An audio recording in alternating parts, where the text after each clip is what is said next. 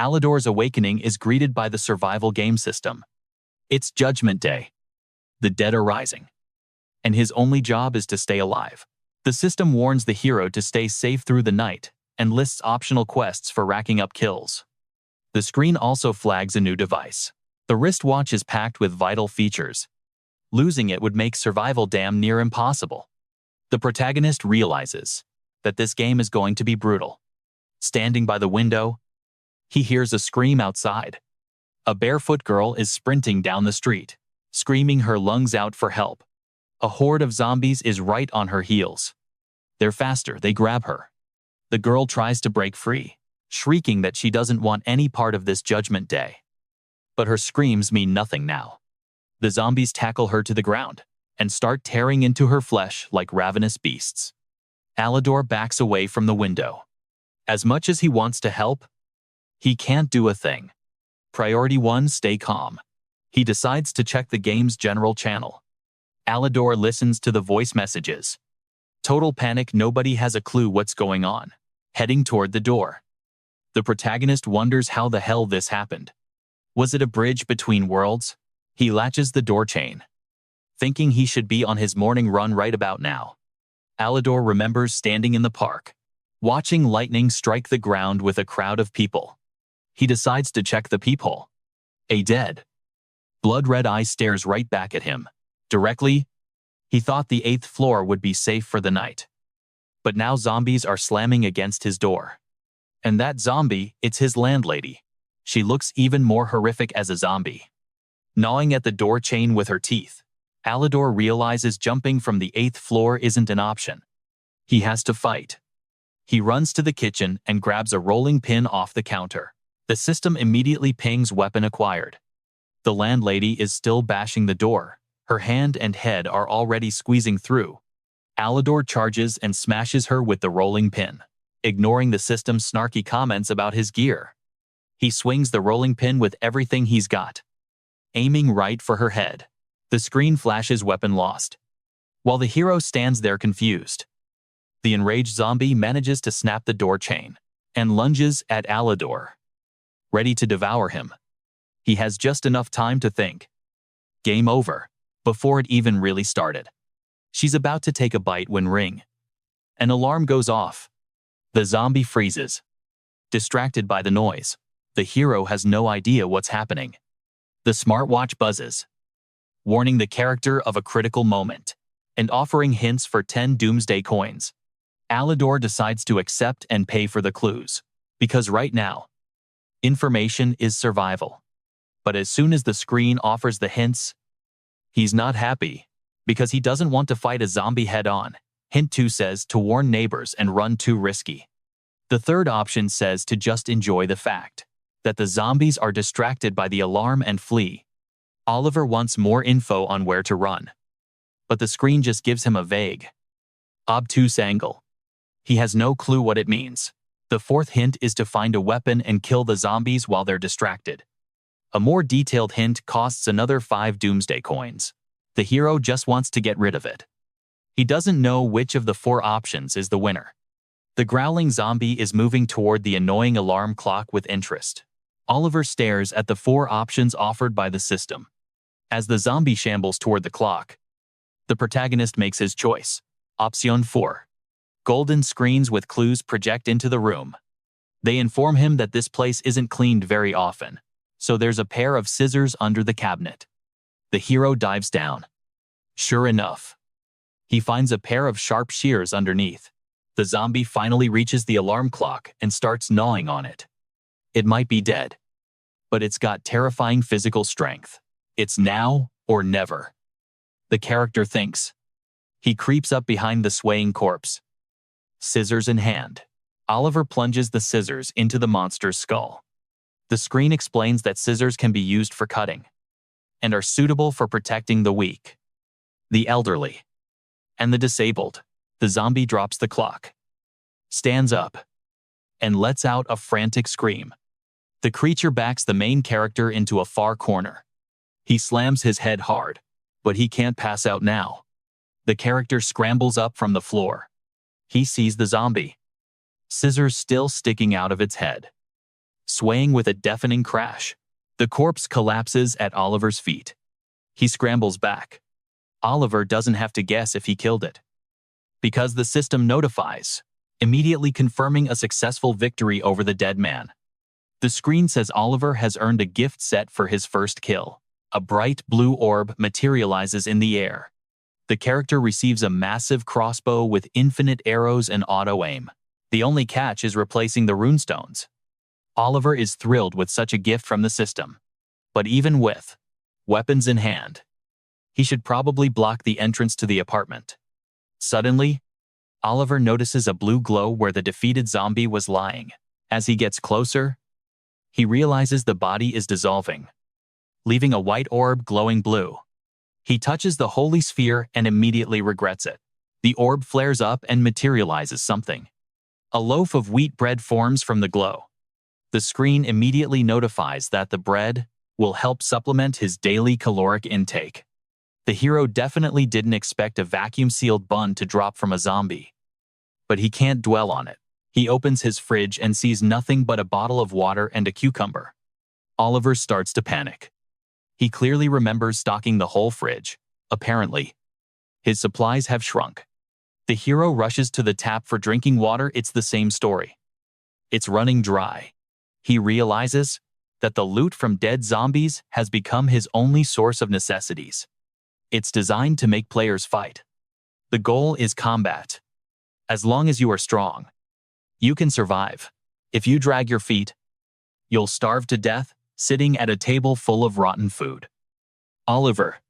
He starts thinking about his situation and the mess he's in. He can't stop worrying about the clues. Does anyone else see them? He looks at the TV and sees a notification on the screen saying the signal is acting up. When he glances at the sofa, the system tells him that if he doesn't mind the dust, he can sit there. Then he spots a stray sock. The system has no clue why that piece of clothing ended up there, and suggests the matching one is in the wash. Our hero is clearly not thrilled, with all these pop-ups commenting on everything he looks at. Opening the general chat, Oliver sees a report, only listing the first zombie kills and the rewards earned. He thinks that's great and all, but it's not the main priority. He needs intel, a safe house, water, and food. He gets dressed and grabs a travel bag. He decides to head out. He needs resources. He'll have to leave the immediate area since his target is the big hypermarket. Stepping out of the hallway, he sees broken doors and hears the groans of zombies. He checks and realizes the building doors only open inward. Before he can even leave the floor, the system starts pushing its services, flashing a cute emoji and telling him that for just 5 Doomsday Coins, the hint is all his. He's pissed, because he has 0 Doomsday Coins and no clue how to get them. The system offers Oliver a loan, though he's pretty sure it's a scam. But every scrap of info counts right now. Sure, he needs to figure out how to earn those coins later. But for now, he accepts the loan. Transaction successful. Several yellow screens instantly pop up in front of him, broadcasting the intel. One screen says the 7th floor is safe. There are 2 zombies, but they're elderly and too weak to break down the door. The next screen warns him to be careful on the 6th floor, because the rainbow trainer in the left apartment has had his eye on Oliver for a long time. The last hint says the 5th and 4th floors are safe, completely zombie-free. Oliver tries to sneak through the 6th floor unseen, but suddenly, he hears a crash beside him. The door explodes outward, shattering into splinters. He scrambles to dodge the debris. Standing in the hallway behind the broken door is the rainbow trainer the system warned him about. He's striking a pose, showing off his muscles. Oliver stands there, pressed against the wall. He's shocked by the sight of that ripped physique, seeing the object of his fantasies. The trainer's eyes gleam as he lunges at him. Oliver leaps away from the wall just as the zombie trainer smashes into it, cracking the wall with his head. Oliver pulls out his crossbow. While still in midair, he aims at the enemy and fires a bolt. Direct hit to the head. The bolt pierces the undead skull, killing him instantly. The zombie's body begins to dissolve. It's just like Alvaro guessed, the head is the undead's weak spot. A glowing orb emerges from the dissolved enemy, dropping 2 items. One is a runic core, used for crafting, and the second item, Doomsday Coins. He's definitely happy with how this battle turned out. It's another victory. He got intel and the cash he wanted. But his joy is short-lived. The coins vanish from his hands, gone to repay the loan. Alvaro is furious. He punches the screen, but his hand goes right through it.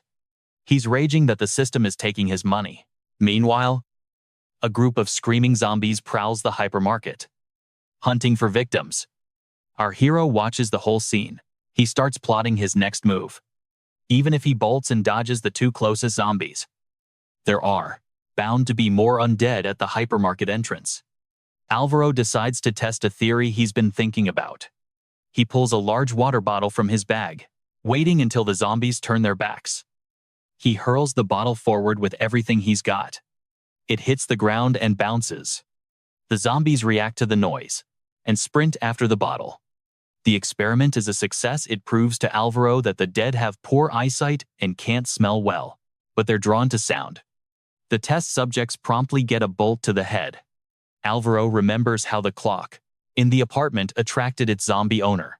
After collecting another runic core, he notices other undead flocking to zombies, eating prey in the distance. Maybe it's the blood attracting them. But the testing isn't over. Alvaro raises his crossbow, aiming at the zombies standing far off. A bolt flies out and hits a zombie right in the shoulder. This proves the weapon isn't limited by range. The only catch is that at 30 meters, accuracy drops, making headshots harder. The watch on his wrist lights up again, reminding him of what it can do. It has a camera to record and upload videos to the forum. Right now, the forum is full of people arguing about how to deal with the zombies. Should they hide and wait? Should they team up to kill the undead? Reading through the discussions, Alvaro realizes no one has mentioned the gold coins yet. As he nears the hypermarket's main entrance, the screen suggests that most people would choose this path, but so would the zombies. He checks his next option, the underground parking entrance. The system thinks that even in the dark, he could dodge the undead. But the best bet is the hypermarket's emergency exit. That's the way he decides to go in, slipping in through the back door. Alvaro finds himself on the sales floor. He watches former shoppers and employees wandering around the room. Only now, he's turned into a zombie. Without a second thought, the hero shoots the closest zombies right in the head. They drop dead, leaving behind various items, heading for the freezer. He grabs the rune core, the Doomsday Coins, and the canned meat. But of course, they don't stay in Oliver's hands. They're instantly taken as a loan repayment. He walks over to the pig blood trays, grabs a bucket, and fills it to the brim. The second our hero sets the bucket of blood on the floor, the zombies immediately catch the scent and sprint toward him. But the undead never get the chance to reach their prize. Their heads meet arrows flying straight at them. This experiment proves that blood triggers a massive reaction in the dead. They're more sensitive to blood than sound. Just as he theorized, the character decides to launch the next phase, barricading the entrance, leaving a single path for the zombies to funnel through. He didn't stop there. The hypermarket floors are now coated in glue and water, and for the final touch, glass marbles scattered all along the aisles. Oliver hooks up to a massive speaker and cranks the volume to the max. A generic pop song starts blasting through the entire hypermarket, luring every remaining zombie in the building. The undead rush toward the noise, clueless about the trap ahead. The marbles and the watered-down glue do their job perfectly. The zombies keep slipping on the marbles, unable to stand on the slick floor. The tooltip screen says they're stunned. While they're crawling around, our hero could probably rap a whole verse before they got up. But Oliver isn't messing around right now. Reveling in his dominance over the dead, he unleashes a barrage of arrows. The zombies literally melt before his eyes. They don't even have time to process the deadly attack. It's like a cornucopia buns. Cores. coins, and canned food shower down on him, but there isn't a living soul in the building. Through the security cameras, though, two people watched Oliver's battle. They're even thinking of uploading the footage to the forum. Plus, the music isn't just heard by zombies. That kind of noise couldn't go unnoticed. It was picked up by a mysterious stranger. After the fight, the main character sits on the couch looking satisfied, vibing to the music. The bread and canned food that dropped from the zombies are definitely good, but not enough. He also got water, cookies, even cola. But the best part is that he finally paid off the loan and has 33 coins to spare. It looks like the zombies in the building are cleared out. So Oliver decides to kill the music on the speaker. The energy in the rune crossbow is running low. He needs to watch those indicators closely.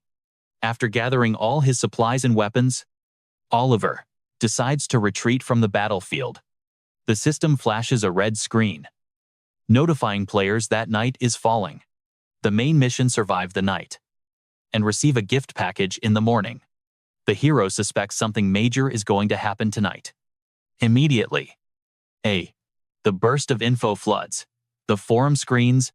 They warn that big zombies might be on the way. And there are two options: run or fight. Oliver has no clue what elite zombies are or how they differ from the regular ones. The system, never missing a chance to profit, offers a hint for 20 coins. He agrees without hesitation. The screen says he's helpless against elite zombies and orders him to run and hide in the vents. He's not satisfied with that option. The system offers alternatives: fight the elite zombies, burn everything down. Why not give it a shot? You won't know the best way to fight them until you try. The fourth option isn't any better. It's a proposal to fight the zombies to the death, while finding their weak point. He's confused. Then the virtual assistant asks for money again to clarify the hints. So he steps away from the screen. Oliver starts analyzing. The first option isn't right. At night, it's not just the elite zombies that get stronger. The regular ones do too. Running is useless. The second option isn't any better. Elite zombies might be so strong that his crossbow might not even work on them. The third option is just for show. So he picks option number 4.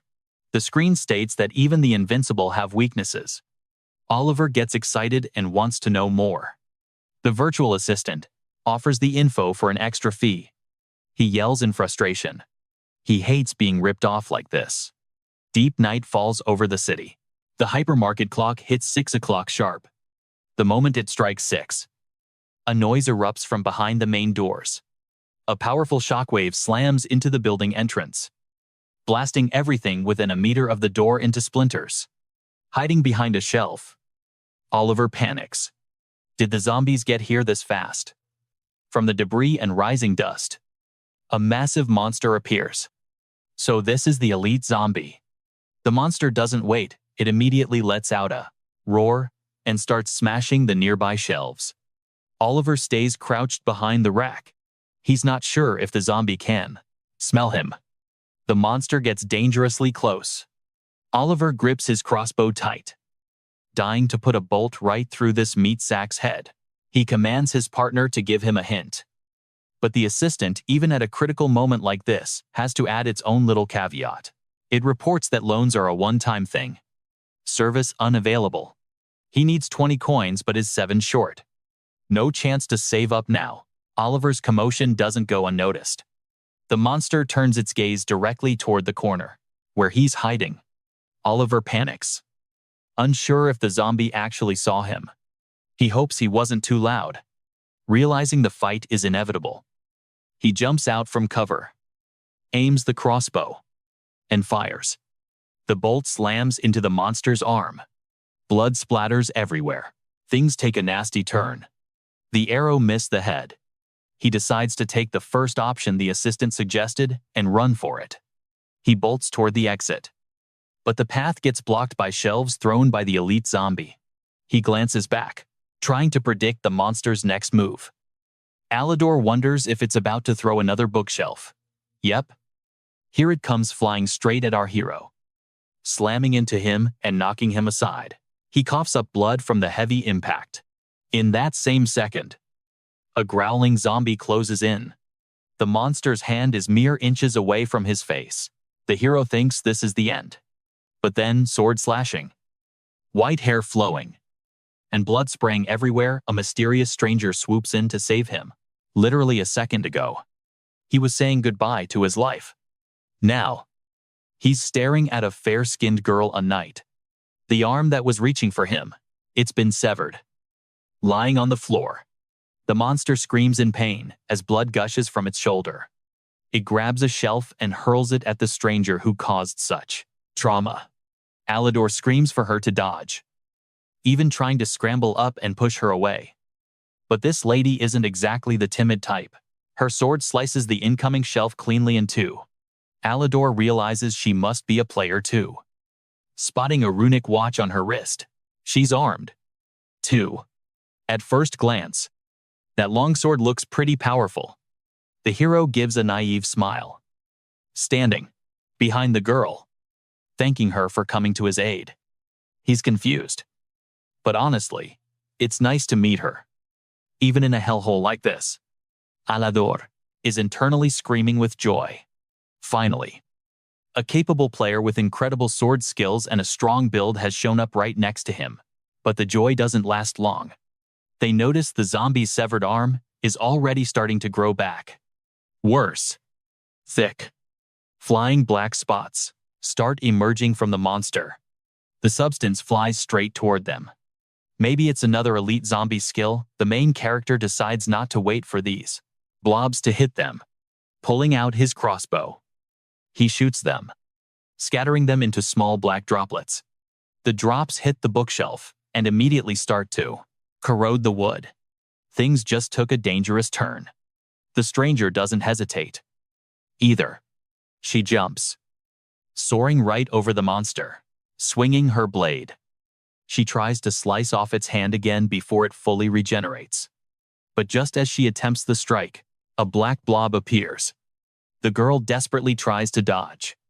Just when she thinks she's escaped the danger, the blob dives. Flying straight for her head, Alador jumps in to help. He spots the maneuver and fires a bolt directly into the black sludge. The stranger loses her balance and falls from the air. But the hero manages to catch her, using his own body to cushion the landing. Straddling Alador, the girl thanks the stranger for saving her. Flustered, the main character decides it's time to ask the charming knight girl for her name. Looking at her savior with a cold gaze, she says her name is Ladonna Amstor. They look back at the monster and notice its hand, even after a second sword strike, has already managed to regenerate. This makes Alador realize there must be a specific trick to killing this elite zombie. He asks Ladonna to lend him 6 Doomsday Coins. Before he can even finish explaining, the girl tosses a handful of gold coins at him. He's actually surprised she trusted him that much and wasn't afraid he'd just run off. Now that he has the money, the hero orders the system to show the zombie's weak points, specifically its legs and head, and its main fear, fire.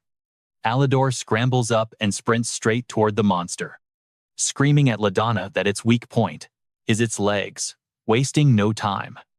The blade-wielding girl charges into battle and slices the elite zombie's leg right off, missing a leg.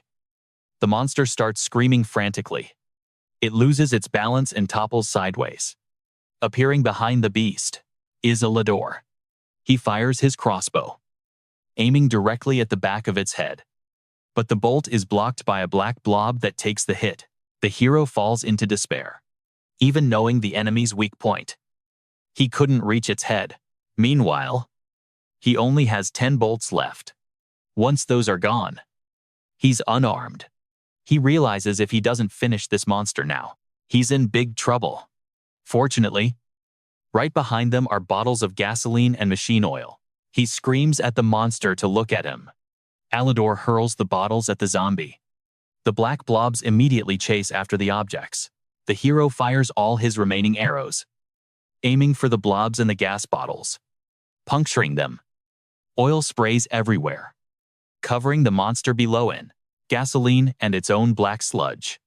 Behind this chaotic scene, standing atop a bookshelf, Ladonna watches as the zombie lets out a roar, drowning in the flammable muck. Alador yells that he sees right through the monster, told it to stop faking. Because he knows what's going on, he realized the zombie has another weakness besides its legs and head. It's the attack itself. Climbing the shelf, the hero keeps explaining. He realized the monster's power is concentrated in its right hand. But even when its left hand was cut off, it preferred fighting with the injured one instead of the healthy one, which is pretty weird. Hearing all this, Ladonna decides to act and attacks the zombie from behind. The undead creature manages to dodge the blade and furiously grabs the bookshelf, hurling it at our girl. Ladonna slices the incoming shelf to pieces with a few strikes.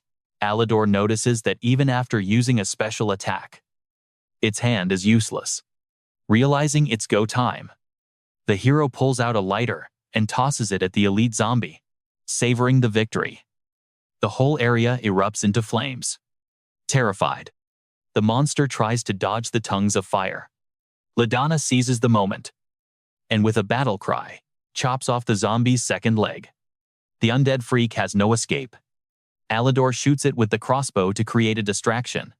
While the monster is focused on him, the girl jumps straight onto its magic arm and drives her sword into it. There's an explosion, and the monster turns into nothing but a pile of charred meat. Enemy defeated. The system congratulates him on his first elite zombie kill. His reward, a blueprint for a runic ring. Finally, they can breathe a sigh of relief. They completed the hard mission and came out on top. After the battle, Ladonna yanks her sword out of the corpse's hand. She sheaths her blade, and only then does a confused Alador run over, offering to return some of the money she lent him. Ladonna just silently takes the cash and walks past him, standing next to the hero, watching the girl head determinedly toward the exit. Alador shouts for her to wait, saying they should at least exchange contact info. He adds that the streets are likely swarming with zombie hordes right now, and if she goes out, she's bound to run into them. After listening to all of her new partner's persuasion, the girl decides to stay.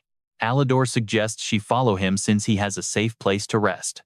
He's gathered all his supplies in a secure spot. There's also a ventilation shaft there, which can be used as an escape route. Sitting on the floor of the hideout, the protagonist begins to think. His runic crossbow is out of power, and he's in no shape to repel another attack. But he has Lirana by his side, that night girl, sitting silently like a block of ice. The protagonist hears a loud rumble from his companion's stomach. Alador rushes to give her a bun, even though supplies are running low. But the lady fought hard. She needs to recover. After thanking the hero, the girl starts taking small bites of the bun. While eating, she remembers Alador mentioning exchanging contacts and wants to know how to do it. He points to his runic watch, explaining that she needs to add him as a friend. Every player has their own ID. For chatting, everyone's code is different. The hero offers to help her add friends. He adds that if Lirana doesn't dislike him, they could cooperate. He says if they stick together, they can protect each other, handing her a bag. He warns that there are enough supplies for 3 days, and that she'll take the first watch. Holding the bag in her hands, Lirana says the supplies are very important, but she won't go with him. She offers to simply buy the available supplies from Alador, leaving the hero completely speechless. When asked how much it costs, the hero shrugs and says that without her help, he wouldn't have defeated the elite zombies anyway. The girl thanks the hero for his help and apologizes for not being able to join him, because she has a family to look after. Alador listens to the girl and tells her it's fine. He understands her situation. He decides to mention that supplies drop from zombies after killing them, and asks why she hasn't eaten in so long. Unexpectedly, the girl offers to show him her weapons. The main character is totally delighted. Not only did she give him coins, now she's showing off her weapon too, taking the sword in his hands. Alador immediately sees the weapon's description. Its level is above average. The special effect is limb breaking, which is a danger to all creatures. Lorana says that if there are too many zombies, she can't be of much help. Decapitation is difficult for her. The companion warns that as soon as dawn breaks, she has to go back home, as she's very worried. With a smile, looking at the brave night girl, he tells her to be careful. The next morning, with the first rays of the sun, they said their goodbyes. Alador wished her well. Watching as her figure grew smaller and smaller in the distance, the protagonist hopes they'll meet again. At sunrise, the protagonist decides to log in and check his rewards and achievements. To start, he decides to check the blueprint for the runic ring, but it requires too many resources. To craft it, Oliver decides to postpone this idea for later. The runic ring has been successfully added to the crafting list. Instead, he decides to look at the skill cards he got after defeating the zombies. The resulting card says almost anything can be used to make a bomb. It states that this skill can be quite dangerous, but at the same time, it's very effective, so it's worth using. Oliver confirms he wants the new skill. The system immediately activates his new ability. The hero decides to test it right away. He takes his new skills and picks up a bar of soap from the floor, simultaneously activating the ability. With all his might, he throws the soap as far as possible. The soap bounces on the ground a few times like a ball. Closing his eyes and focusing all his attention, the protagonist commands the soap to explode. The soap begins to glow with a scarlet light, and an explosion triggers. It's comparable in power to several bombs combined. Oliver runs to the blast site, and when the smoke clears, he sees a huge hole in the asphalt. The main character rejoices at his successful experiment. Next time it'll work even better. Suddenly, pain shoots through his head. Maybe using this skill drains a lot of energy. Oliver checks the gift package again as the system congratulates him on the received equipment. He sees a glowing sphere but doesn't know what's inside yet. The character starts begging for something good to drop. A pair of white sneakers emerges from the sphere. Their effect is to reduce physical effort on the legs and increase jump height. Oliver decides not to waste time. He immediately puts on the new sneakers and jumps straight up. He instantly finds himself on the roof of a hypermarket. It's simply incredible. Now he doesn't have to fear being chased by zombies. Out of curiosity, he decides to look at the general channel to see what skills other players got. But in the chat, instead of stories about victories over the undead, many players are panicking and typing pleas for help. Reading people's stories, Oliver is convinced once again that zombies get stronger at night. If he hadn't left home, the consequences would have been grim. But even having left, he realizes that without Lady Amstor, he wouldn't have survived that night. He also realized something else. First, all surviving players receive survival kits for survival. Second, all players who achieved the first kill received armor and tools of varying quality as a reward. Third, for some, the reward was medicine, thanks to which they were able to treat their injuries. And finally, a smaller percentage received food and water, enough for a couple of days. Based on the facts above, one can assume the game gives players what they need most at that moment. Looking at the chat once more, he realizes just how many hundreds of people. Looking at the chat once more, he realizes just how many hundreds of people there are. Looking at the chat once more, he realizes just how many hundreds of people there are.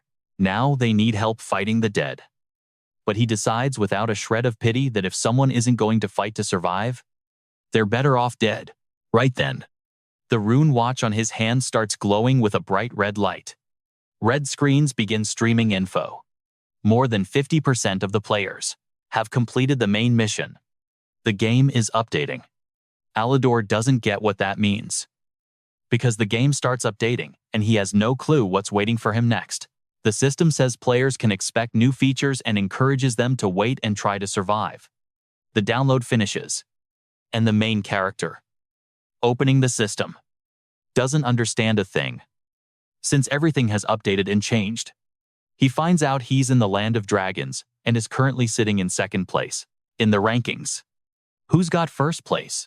The virtual assistant suggests Alador put his name in the database. The hero decides to cheat a bit and types in just a single letter and a set of numbers so he doesn't reveal his full name to the others. There are tons of small realms in this Doomsday world, each with a different variety of resources and materials.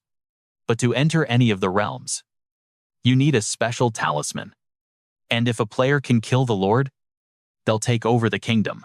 Alador thinks this is how you can get a shelter. Through investigation, various players will be sent to realms to explore territories and extract resources. There are notes. One of them says dying in the game doesn't mean dying in reality. The second note is that during the study period, the player is protected by the game. And the third is that the game resets every 24 hours. At first, it seems really hard to Alador, but he really wants to start the trial as soon as possible. Because the investigation is just a projection, not death in the real realm. But first, he has to recharge the talisman. He's missing a rune for this. And the hero decides to trade something for it. Alador negotiates with another player who's willing to swap 2 unique cores for a 4-day supply of food. The deal was successful. And our protagonist got 2 unique cores. He uses one of the cores to charge his crossbow to the max. Now he's totally ready. And on the screen in front of him, he opts for a solo study. A team is formed to go to the realm. And the loading begins. Before that, Alador decided to get into a comfortable position. Loading completes, and he successfully enters the realm of Cubit. Alador wakes up sitting in a bus seat, trying to assess the situation, and he hears voices from someone inside the bus. In the seats right in front of the main character, a couple is sitting down. A girl named Julia Chisan is clinging to her boyfriend, Harold Farr, in fear. In the other row sits a very formidable, muscular man named Charlie Donner, not having time to check out all the passengers. A thin voice called out to the main character, Alador. Feeling awkward, saw a girl named Susan Wilson waving. Suddenly, the bus braked hard, and Susan went flying out of her chair straight toward the main character, landing right across his seats, banging her head against the bus window. Alador carefully helps the stranger who fell unexpectedly on top of him. Sitting in the nearest seat, she gets up and tries to assess the situation. The couple sitting next to them also complained of pain. Alador realizes that even in this projection world, the pain feels pretty real. Approaching the driver's seat, he didn't find anyone there. He saw the fuel had run out. He passes this info on to everyone sitting in the cabin, telling them they'll have to go on foot. All the passengers get off the bus and find themselves in the middle of multi-story buildings and offices in the city. Yulia, looking around, points out that this place is no different from the real world. Harold says that according to the system, the realms are inhabited by creatures, and the smallest realm is about the size of a city. Next to Oliver, Susan asks him what they should do, but her question is cut short by a red screen lighting up above them, alerting the investigators that their mission is starting. A video has been uploaded to the forum of the hypermarket where the protagonist defeats zombies thanks to his cunning. 2 strangers are discussing this video, and a man with glasses admires Oliver because he took a long time himself to identify the zombies' weaknesses. But their dialogue isn't destined to last. They caught the attention of a zombie that was already lunging at a stranger with glasses. The man was no coward. With one move, he pulled out a knife and threw it in the enemy's direction. The flying knife hits the undead right in the forehead. The zombie lets out a dull scream and falls to the ground. The bald man turns to the man with glasses and says that once they acquire power, they need to recruit the man from the video, fixing his tie. The stranger with glasses says, "We need to deal with the zombies in the area and go explore the final realm." In front of the protagonist's group and the rest of the passengers, the screen sets an objective: search the city and seal the gate. The couple starts asking a lot of questions. How do we find the gate in such a big city? You might as well look for a needle in a haystack. Oliver found a city map on one of the information stands. Even though the task is pretty confusing, The city map shows lines. And in some places, they're marked with red dots. The protagonist assumes these lines on the map are bus routes. He also says that despite the different final stops, they're all on the city's main roads. They're staggered and form the shape of the gates. Susan, standing next to the map, decides to accept Oliver's guess. But Harold thinks this is all far-fetched. He's trying to convince Mr. Competent King that there are so many roads on the map he could try to find a couple more gates. But Oliver is sure of what he's saying, because while they were riding the bus, no stops were announced. But as soon as they got out, the alert system activated. Charlie approaches the map and thinks the main character's guesses make sense, since no one else has any better options. All that's left is to believe in this theory. Susan says that Oliver is right, and why shouldn't they test his theory, with a heavy sigh. Harold agrees, and the whole group sets off. On the way, Susan decides to ask the guys if everyone received a reward for the first kill, because she hasn't yet. Everyone answers in unison that they got their prizes a long time ago. The girl looks at them with admiration. Suddenly, Harold notices a silhouette behind the girl and the protagonist, and screams at them to be careful. Something was approaching fast behind the guys' backs. Oliver pulls out his crossbow, but the thought crosses his mind that it's already too late for this. But then Charlie flies over their heads. Albert blocks the path of an unknown creature. Something dark slams into Mr. Dolner's golden shield. The impact is so heavy that yellow sparks fly everywhere. The enemy attacking them is a giant bat. It digs its claws into the gold shield, screeching loudly when it realizes physical attacks aren't working. The bat shoots an air blast and releases ultrasonic waves. These sound waves shatter Oliver's arrow. Panic starts to set in for everyone. Charlie tries to bash the bat with his shield, but he misses and hits the ground. Debris flies up from the impact. A slingshot fires. A green beam freezes the bat in midair. Oliver realizes there's only one chance. He fires an arrow straight into the bat's head. The monster crashes onto the asphalt. A large bag of bread drops with the bat. Charlie and Oliver celebrate their victory, praising each other, standing there with a slingshot in hand. Harold sighs and says he was the one who reacted in time. The protagonist wonders. A slingshot from a survival kit. He gets a yes. Mr. Fady solemnly shows off his weapon stats. Actually, that weapon is almost useless in an attack. It only stalls the enemy for 3 seconds. Suddenly, the guys hear screaming and whimpering. They see Susan, cowering on the ground. She's crying, covering her head with her hands. Julia immediately runs over and sits beside the girl to make sure her teammate is okay. Susie says through tears that she just wanted to find some food here. She asks where such horrible things come from. Oliver approaches and gives the girl a bun, calming her down. They killed the monster together, which means they have to share the food.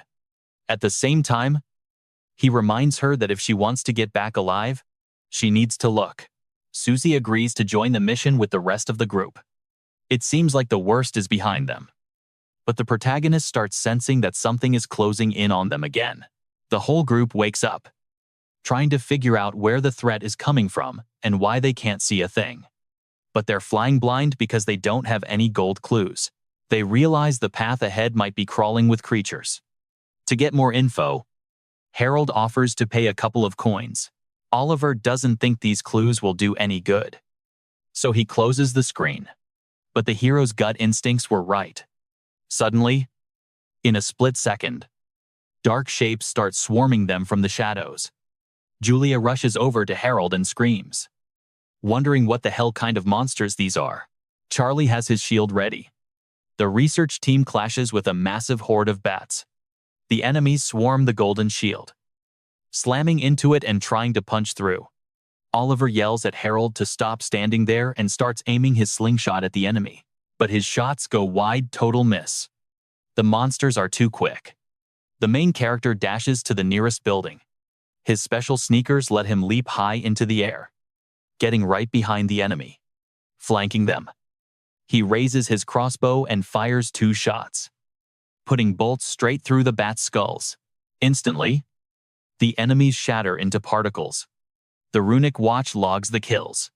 Charlie screams that he's gonna destroy the bastard that attacked him and slams his shield into the building. The group cheers, amazed at how strong and determined Mr. Dolner suddenly looks. Then they hear a familiar scream for help. They spin around to see Susie on the ground, a monster looming over her. Alador rushes to help, firing his weapon, yelling that it's way too early for the heroine to die. The monster is right on top of her. The hero realizes in a flash he's not gonna make it in time. But then the group hits a disaster worse than any monster. The ground starts cracking and splitting open right beneath their feet, before they can even process what's happening. Alador and Susie tumble into the abyss. At the very last second, the main character catches the edge of the cliff, hanging there in a blind panic. The system warns that if the core isn't destroyed, the land will collapse and the heroes will be transported somewhere else. All the characters land on some sort of sacred platforms that break their fall. The last thought crossing Alador's mind, before he blacks out, is, why does this madness even exist? He wakes up on the ground, jolted from his sleep. The first thing he sees is Susie standing over him. Looks like they were teleported together. She says when she woke up, she didn't see anyone else. Then she starts crying and thanking him all over again, saying she wouldn't have survived without him. Alador tells her to save the thanks, it's no big deal. If he dies here, he'll just vanish from the realm anyway. But she's not buying it. She screams that she's still terrified of this place. Alador doesn't back down. There's nothing he can't handle. But if they don't find the exit, their raid will end prematurely. There is a way to get a hint. But to do that, he'll have to hand over the rest of the coins. As a reward for the dead monsters, he got a rune core, 10 Doomsday Coins, and 2 cartons of milk. Alador realizes that inside the realm, he can get way more than in the real world. The girl suddenly grabs his hand and screams that there's something up there. From the buildings, the pair stare at the evil red eyes of monkeys that started laughing as soon as they saw humans. Arrows are useless against monsters like this. They're too agile and dodge attacks easily. Susie is still hiding behind her partner's back, asking in fear what they're gonna do. Alador gets sick of her constant whining and shoves her forward, deliberately using her as bait. The enemies instantly spot the exposed victim, leaping and flying straight at her. Panicking, the girl drops to the ground and covers her head with her hands, crying for help. Her partner steps in to assist. Mid-air, he kicks a monkey right in the face. With a crash, the monkeys slam against the building wall, defeated, and breathe their last. Alador is just glad it's all over. As a reward, he receives 10 coins and a special item. Smiling, he extends a hand to Susie, asking if she's okay and noting how well they did. To put it mildly, she's shocked, realizing he pushed her to certain death and is now talking about it with a straight face. But she decides to turn a blind eye, stands up, dusts herself off, and says she's happy to be of use. Alador realizes his actions were cruel. She has to try, not just tag along. As a reward for another successful fight, they sit down to eat a bun. The main character spins a strange object left behind by the monkeys in his hands. Susie's wondering what this thing is. Turns out, it's a key fragment. It's connected to the door. They gotta collect 3 pieces to get the full key. The girl's thrilled with the news, 'cause if they get all 3 parts, they can finally get out of here. But where's the rest of them? And how are they gonna find the door itself? Susie peppered Alador with questions. He decided to flip it around and ask her where she thinks most of the creatures in the city are.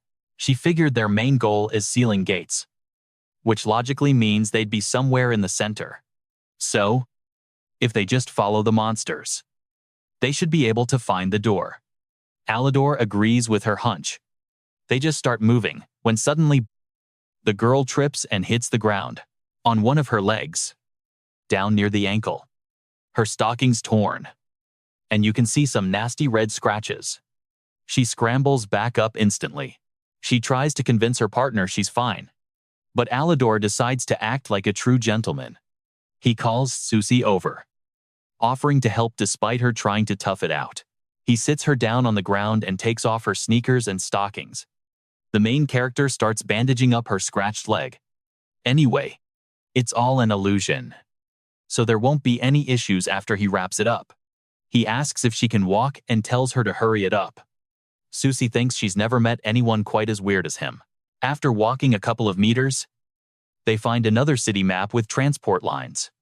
The hero realizes the teleportation made their job a whole lot easier. They just need to head 1 kilometer north to get to the area around the gate. The guys heard the sounds of a fight, explosions, and steam coming from around the corner of a building. They need to check out what's going on there. Fast, sprinting into the alley where the chaos is.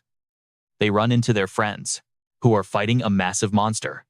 Without hesitating, Alador throws his weapon, hoping it'll help take down this brainless pile of meat, but he underestimated it. The monster reacts instantly, grabs the arrow, and snaps it in two. The enraged beast charges straight at the shooter. Alador keeps firing without stopping. Before it can land a direct hit, and not for the first time, Charlie steps in, blocking the monster with his shield. He tells the main character that their door is right here. As soon as the guys got close, this creature showed up and blocked their path. The giant attacked them the second they had a chance to open the door. Alador's actually happy, because if something like that is guarding it, they're definitely gonna get a sweet reward. Assessing the situation, he sees the guys are still holding their own. He tosses his crossbow to Charlie. The main character yells that it's automatic, and he just has to pull the trigger. Mr. Dolner is obviously thrilled with the new weapon, but he wants to know what Alador is up to. Mr. King analyzed that if this monster is guarding the building, then that's exactly where they need to be. He has to get inside, no matter what. He asks the guys to help him buy a little time. Alador sprints into the building, but the monster spots him. Now, Charlie blocks the path to the building, deflecting all the monster's blows in the meantime. The main character feels uneasy. He turns on a flashlight and keeps wondering why there aren't any monsters in here. At first glance, nothing seems unusual. But that door in front of him, something about it and what's behind it just won't let him rest. He kicks it a couple of times, nothing. The door won't budge. Gold screens pop up. Seeing how tough the situation is for the main character, the system doesn't miss the chance to offer him hints in exchange for coins. He doesn't have time to hesitate or haggle, so he agrees to buy the options. First option, knock on the door. Second, yell, open sesame. The hero is furious at the system's cheek. The third option offers to open the door with a key. The fourth is to break the lock. Out of everything suggested, Oliver picks option 3. The system points out that the key is in the third drawer of the desk. At the same time, it mocks the hero, making fun of his inability to open doors. After finding the key in the drawer, the character decides to carefully unlock the mysterious door. Walking into the room, he sees a floating red object. Apparently, that's the monster's energy core. It looks pretty fragile. The whole thing seems weird to the hero. Why would the monster leave something so important sitting right here? Oliver decides he's got no other choice and moves in to grab the core. Sizing it up, he crushes it hard, scattering remains of red jelly everywhere. Meanwhile, the battle rages on in the street. Charlie is barely holding back the enemy's onslaught. The giant goes berserk and tries to hit him with a spin attack. Mr. Dolner manages to cover himself with the shield at the very last second. Charlie can feel how bad off he is. His strength is draining away, and he's struggling, as if someone heard his prayers. The monster starts shrinking and screaming in pain. The main character has arrived to the rescue. Charlie is super relieved to see him and tosses the crossbow back. The monster stares straight at Oliver, announcing his end. Meanwhile, Oliver's already aiming at its head. The arrow punches right through the giant's skull. It lets out one last scream and crumbles into particles. The main character decides to check what loot he got for beating such a strong monster. Surprisingly, this item looks just like a brick. The whole group gathers around, and Harold wonders why the monster suddenly shrank. Oliver tells his teammates that the monster's energy core was hidden in a locked room, and he destroyed it. He also reveals he found another key fragment. Only the third piece is left. Julia gets excited about the news. Just a little more, and they can get out of here. But the protagonist senses a trap, asking the others if they don't see the coincidences. Charlie agrees, saying he didn't have time to think about it before. If it wasn't for the monster, they wouldn't have found the right fragment. Harold suggests the system itself set up the battle, and tells the team to move it. But before the characters have time to come up with a next move, Mr. Dolner spots a black mist in the sky. The system alerts the investigators that a door has been detected. A gate materializes out of the dark fog. The group gets closer to it. Susie is blown away by the sight, and she suggests they find the third key fragment. Fast.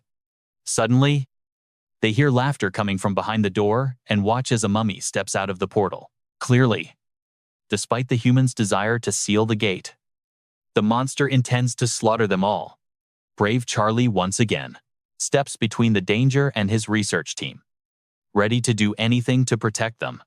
Alador figures this thing isn't just here to make threats. He tells Charlie to drop the shield. The protagonist feels relieved, saying this fossil doesn't know a thing. It's just wasting energy on empty threats. He believes the appearance of the mummy here means it has a reason to block their path. Fearless, Alador rests his hand on the creature's shoulder and asks if his hunch is right.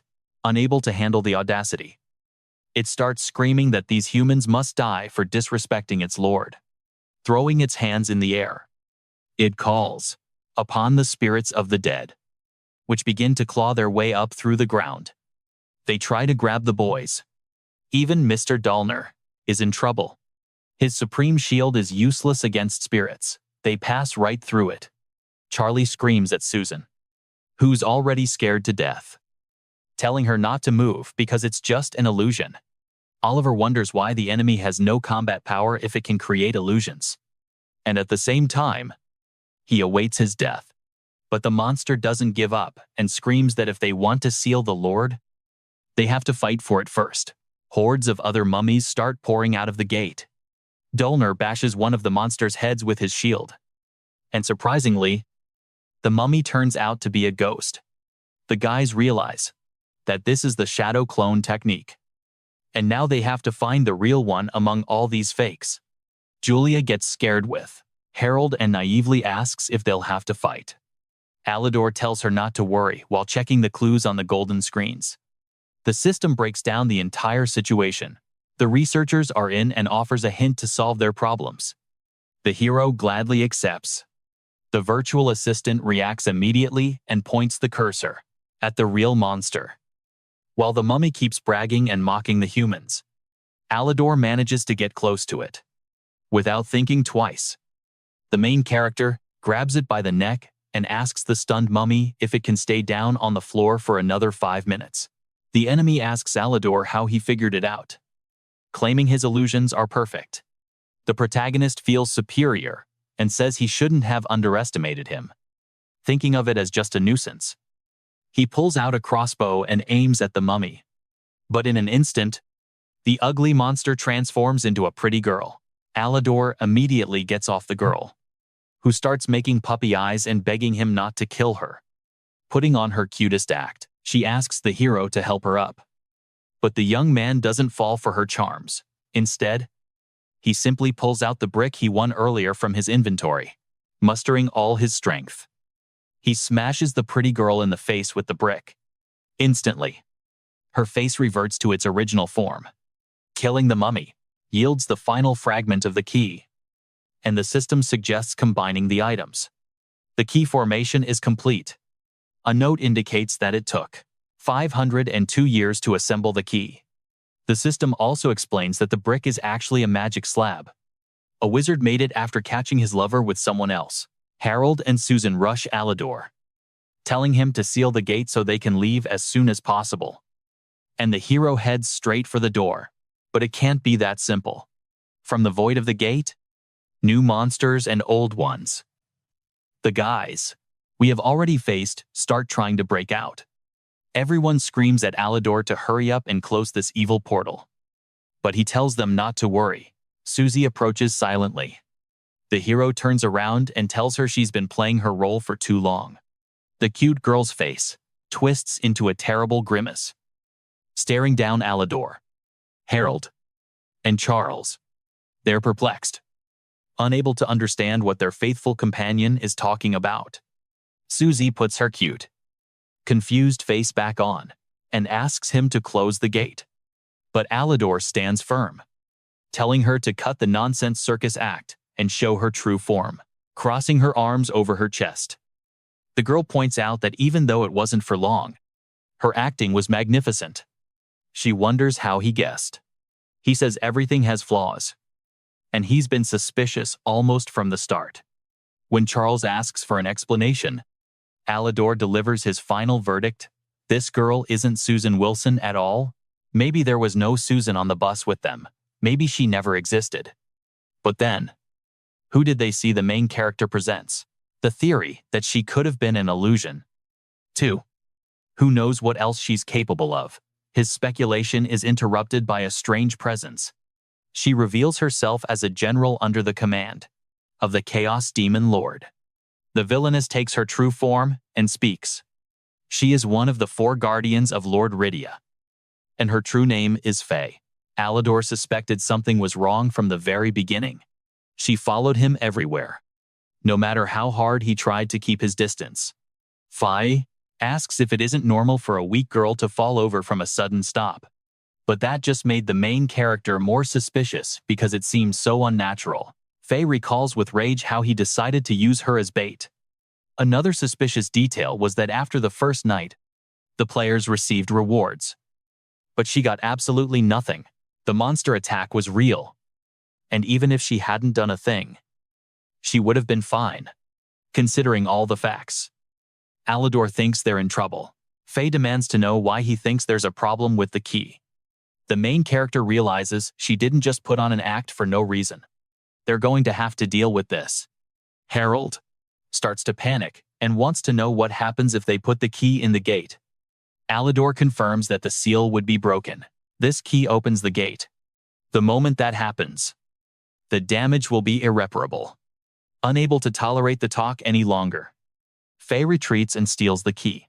She used the boys to get what she wanted. She's just like all these other monsters. She views humans as miserable creatures. In this world, everything is decided by power. Alador tries to figure out why Lord Rydia is sealed in this gate. The demon replies that her lord sealed himself, voluntarily.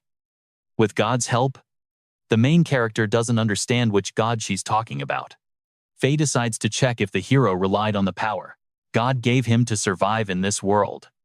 Alador assumes God is the system. Then he hears from the demon that God made a deal with her family. For this purpose, Lord Rydia and several other demons were allowed to seal themselves within these gates. Whoever is trying, he frantically tries to process everything he just heard. Desperate to understand the purpose of this game, he tries to interrogate Fida, but she's done answering his stupid human questions. She heads for the doors, hoping to open them so her master can crush these humans like ants. Fida notices that Alador is still calm, doing nothing. He's probably just bluffing, but she decides this ends now and moves to insert the key into the keyhole. The couple is sitting on the floor, while Charlie stands, and everyone has a single thought in their head: this is the end. Harold starts whining that all he can do is wait for death, trying to act cool, because Ravik is going to tear them apart. Why is Alador so calm? Unless he actually has an ace up his sleeve? And now, the object in the keyhole isn't just a key. It's a bomb. A deafening explosion rips through the air. The shockwave slams into Fada. Tears stream down the demon's cheeks. Her plan has failed. She screams, calling out to her master. Alador rejoices as he sees pieces of the door flying everywhere. It was all part of his plan. Charlie wonders if the key is gone. How will they seal the door and complete the mission now? To which the protagonist explains that their mission was to seal the doors. And originally, they were locked. Creatures like Fada have the ability to leave this world from behind the door. Thanks to the existence of the key fragments, the doors restrict their power. So, the monsters specifically directed them to hunt for the key fragments. In fact, their main task was to destroy the key to strengthen the seal. Charlie sums up everything he heard. Turns out, after destroying the key, they completed their task. Alador is glad everything has been cleared up, and they've even gotten a bonus out of this chaos. Now they can get more information. Grabbing her by the hair, he demands she answer his questions. He threatens her, holding that same magic brick to her face, making sure she knows she doesn't want to lose that pretty face of hers. Fada decides to spill everything. God shows visitors the world and things familiar to them, and then sends them somewhere. The demon's mission is to kill them to regain their strength. Alador wants to know her connection to the system, but she has no time to answer. The system announces the main mission is complete and sends black shadows at the heroes. One of the shadows throws Mr. King as far as possible from Fada. The shadow demon is dragged back behind the door, and finally, manages to say he is bound to take revenge. The system warns the investigators that the task is complete, and there are 60 seconds left to teleport. Unless they decide to leave, it will happen automatically. The couple, Harold and Julia, begin to fade away. First, they say goodbye and wish everyone good luck. Charlie and Alador decide to become friends and exchange contacts. The virtual assistant congratulates the main character for completing the task. He chooses a reward, and it mentions that for getting a top-tier rating, he has the chance to get an additional reward. As usual, the system offers to verify the content, to which Alador agrees. Several options appear before the hero: Skull Crusher, Fire Scimitar, and Fire Boots. From all of these, he chooses the Skull Crusher, because striking with this item produces a shockwave that inflicts double damage on the enemy. Alador abruptly falls asleep and wakes up on a roof, while a bunch of zombies roam around the bottom of the building. He gets a call from Charlie Donner, who immediately realizes what a nice spot the main character has landed in. He also reminds his partner not to forget to check the prizes. Charlie heard they are all different and depend on the rating. Mr. King warns his former partner to be more careful and suggests that, if possible, they investigate together. After the conversation, he decides to check the prizes. A special ore drops for him, which turns out to be simply invaluable due to its rarity. He also has an unusual blood-replenishing medicine in his hands. After using it, injuries recover rapidly. Alador is very happy with such rewards and stashes his treasures in his bag. He decides to see how things are going with other players and stumbles upon a video of himself that has been on the forum for a long time. Suddenly, someone calls the runic watch again. The caller is Ladana Amstor, but when he answers the video call, the line comes alive. Lidana, exhausted and beaten, looks at him.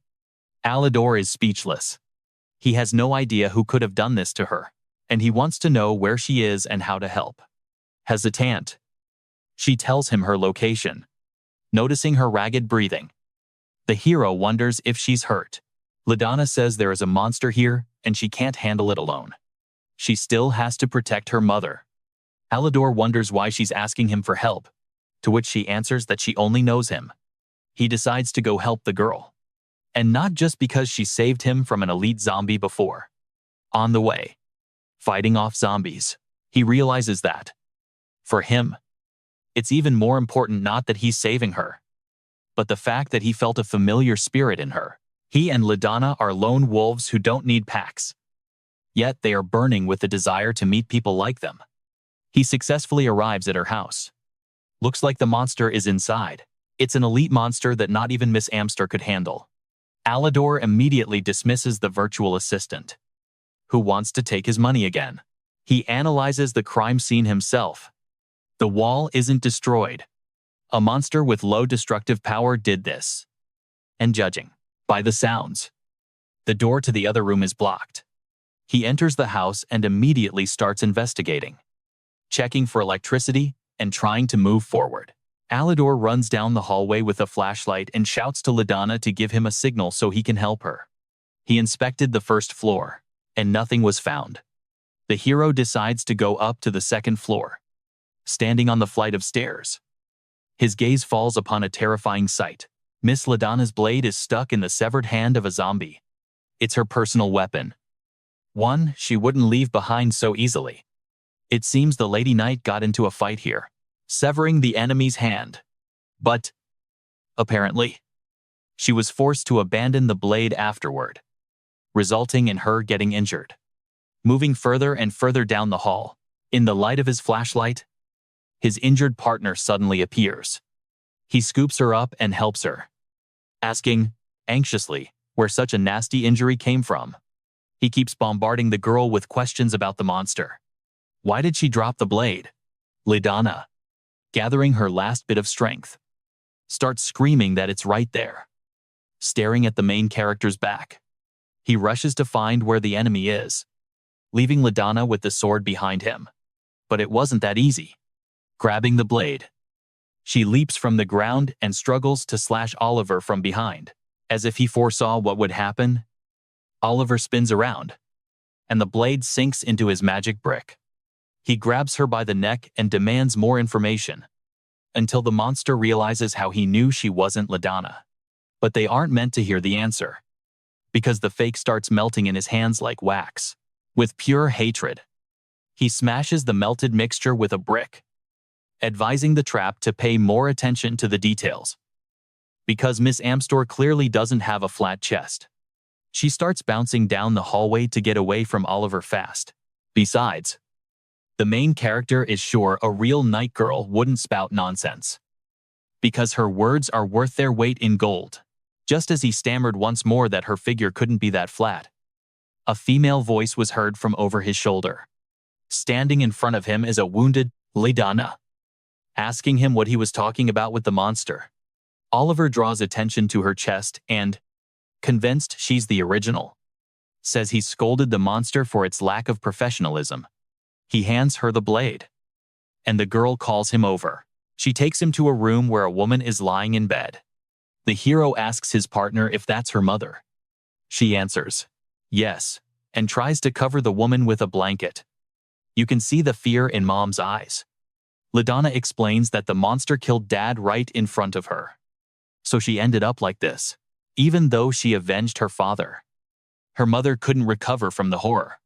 Oliver offers the girl some medicine that will help heal her wounds. After drinking just a couple of sips of the potion, the wounds and scrapes on her body evaporated instantly without leaving a scar.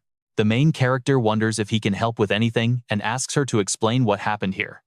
She says this monster turned into what it is now and snuck into her house. Ladonna passed the trial in the kingdom successfully, and when she got back, the monster took her by surprise. The monster suddenly turned into liquid and ran into her mother's room. She chased it. Now, she can't leave her mother to keep her safe.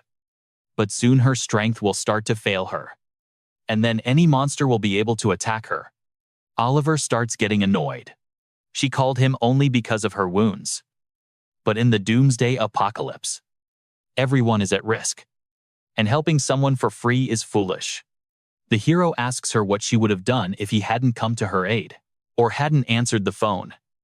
To which Ladonna replies that she doesn't know, but she was sure of him, since he's a good person.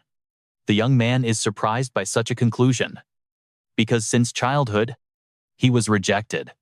He feels moved by the girl's words and decides to help her. But he gives her advice not to pin her hopes on other people in the future. Mr. King also thinks it's unlikely the monster's goal was to kill her mother. The monster surprisingly stayed here for a long time, which proves its goal isn't to kill people. All this suggests that something attracts it here, and it's probably the Lady Knight. Sooner or later, it will come again and become a threat to her mother. forcing her to give up what it needs. Maybe that's what LaDonna received while exploring the kingdom. The girl actually did receive an unusual thing. It's an unusual star about which no stats or history are known. LaDonna asks him if she gives it the stone. Will the monster leave and leave them alone with her mother? Alador completely disagrees with this. Is it right to surrender to the monster and give it the artifact? He tells her to trust him and orders the girl to protect her mother. LaDonna thanks him for his help, but before they separate and take care of their tasks, they must come up with a secret code to identify each other. He shows her the moves he's going to make to ensure it's him. He still has time to ask Miss Amstor for money. Once he's out the door, he immediately wants to buy clues and information about the monster. But the virtual assistant is starting to raise the prices, offering more and more different service options. Which, of course, the protagonist isn't happy about. He himself can try to identify the enemy's weak points, but he shouldn't forget the fact that the monster can simply escape. He decides to buy an option that will allow him to know the monster's location. A yellow pointer appears right above Alador's head. Augmented reality reaches a new level for him. The pointer leads him to the room with the clock. It glows on the wall, but he doesn't see anything. He pretends to close the door behind him and hides behind a coat rack. Suddenly, the clock on the wall shuddered and began making sounds, exhaling happily that it wasn't caught. Little by little, the clock dissolves and forms the silhouette of a mudman. It doesn't notice Alador in the corner. But Mr. King decides not to hesitate in approaching the monster abruptly from behind, saying he's found it. The monster starts screaming in fear and trying to escape. But the hero throws a cube at it. The monster finds itself walled in because the cube takes its true form. It's not so easy to instantly turn into a liquid to escape. Alador sits on the cube and says his power is enough to handle a monster like this. But in the meantime, he wants to ask it a couple of questions. If it refuses to answer his questions, the hero will start cutting it into pieces and feeding it to the fish. The monster objects and says it can live without water and food, to which Alador says he is doing experiments with its severed hand. The monster wonders what he is doing. And Mr. King's experiment is acting on the flesh with fire, ice, and electric current, trying to reveal all kinds of weaknesses. He also came to the conclusion that when the monster's body changes, it takes 2 minutes to recover. No matter what impact it has taken, it won't change during this time period. Alador asks if, after everything he said, it still has the right to choose. The monster agrees to answer the questions, but suddenly goes abruptly silent. The main character tries to mess with the cube in different ways, and he wants to know what went down after opening it. The liquid slips past quickly and jumps, shutting the door behind it. The monster screams that it's not giving up for anything. Alador rushes to the door and tries to force it open. He realizes the monster had some hidden techniques up its sleeve.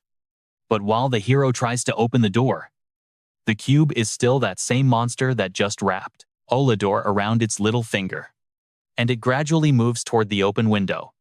It decides that once it recovers, it's going to take over the young man's body. Outside the house, the monster drops down to the second floor and lands on a flight of stairs. It starts taking on Alador's shape and decides to finish its mission. The monster gets to the room where LaDonna is protecting her mother, and it starts asking if the monster was there. The girl eyes her partner with suspicion, but she lets him come into the room and says she hasn't seen anyone. The fake Alador says he was afraid for the girl, but it looks like the monster didn't actually show up. LaDonna blocks the entrance, suspecting something is wrong. The monster remembers it forgot to confirm its identity and makes the same move the real young man showed, holding a magic brick in its hands. He says she can be calm. He's no monster, and he can come in. Seeing all the proof, she decides to let Alador into the room.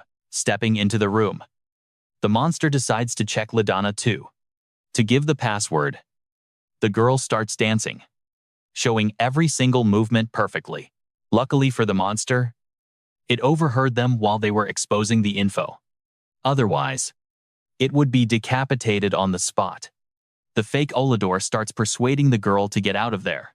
If they stay here, the monster will try to attack them. LaDonna is surprised to see him like this because he planned to catch it himself. He explains that after making contact, he realized this case was fatal. He calls it a strategic retreat. LaDonna says she hears him and goes to gather her things and supplies. The monster notices she puts a star in her backpack. That is exactly what it's hunting. The monster walks over and offers to help carry the backpack, so the girl has a better chance to look after her mother. She thinks it's a good idea and hands the backpack over to the enemy, right into his hands. As soon as the backpack was in his grip, he waited for the girl to get distracted and opened the prized case. To his surprise, there wasn't a star inside. He even screamed in shock. Behind him, LaDonna's steady voice rang out. She was holding the artifact, a two-pointed star, in her hand. She slices his legs with a blade, which instantly turn into a black mass. It tries to enter again into a liquid state and get the hell out of there as fast as possible. But LaDonna catches on in time, and she literally chops the monster into tiny pieces midair. A small black chunk squeals in pain. It clearly didn't think it would end up like this, huddled on the floor. It asks the girl how she managed to figure it out. She explains that in modern human society, there are phones, but here, they are replaced by watches.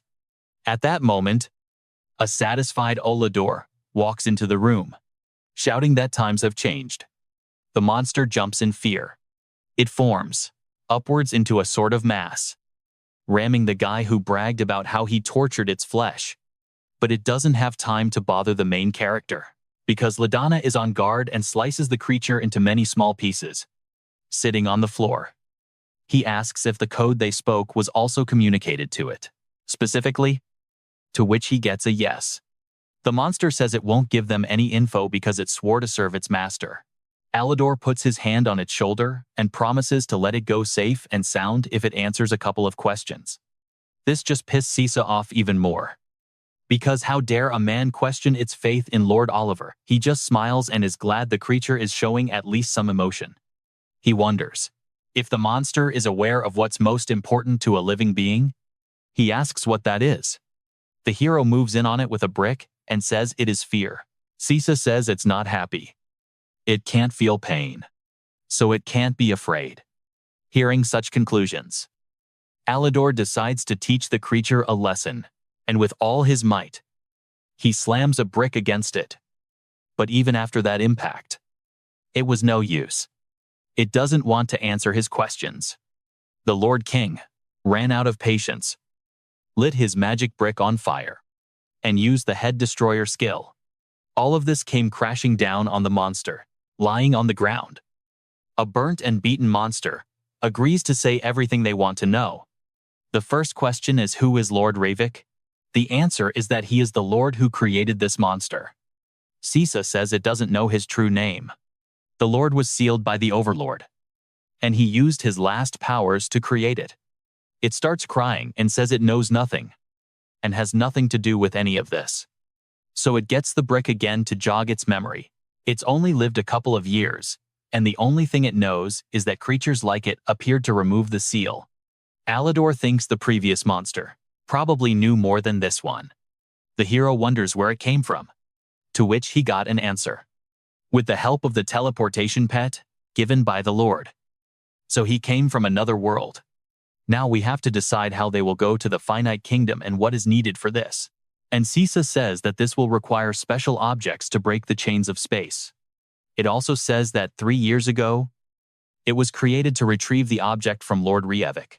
LaDonna, after having been in his kingdom, took the key from there, and now she has to return it. Alador finds it strange, because his partner was in another kingdom just a couple of hours ago, which suggests the idea of a different time flow in their spaces. The protagonist says the interrogation is over and the monster can go.